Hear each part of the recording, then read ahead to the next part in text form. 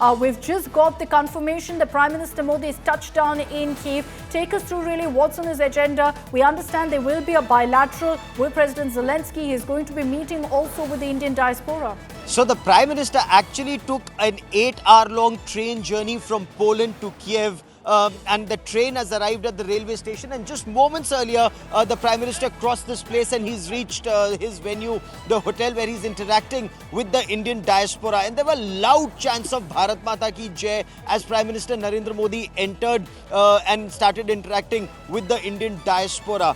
He's listening to them, he's hearing them, he's actually praising the Indian diaspora for braving this 2 years of 900 days plus of conflict here in Ukraine, and being that human bridge, being that bond. Each and every Indian who stayed here during war, worked with the people here in Ukraine, they are true ambassadors of India-Ukraine relationship. That's the interaction that the Prime Minister is having here. He'll be interacting with Indologists. India Today is the only channel that's actually interviewed the people that Prime Minister is interacting with, whether it's the Bharatnatyam dancers, the Kalbelia dancers, the Kuchipudi dancers, the little school children who speak Hindi, the diaspora here, the Prime Minister interacting with them.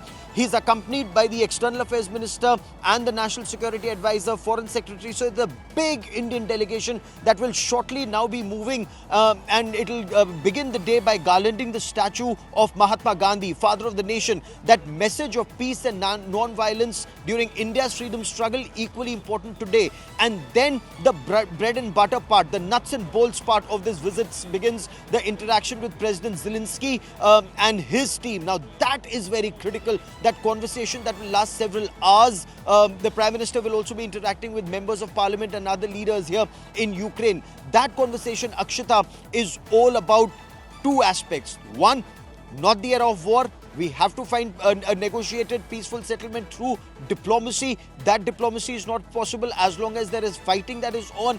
Therefore, one, peace. Two, negotiation. Three, that Ukraine insists on fair and just negotiation and settlement, which should not be one-sided. Peace cannot be at Russia's terms. It has to be on a win-win both for Russia and Ukraine. So that's that aspect. But equally important as far as India is concerned, reconstruction of Ukraine and India-Ukraine ties being taken forward altogether to a new level, Akshata.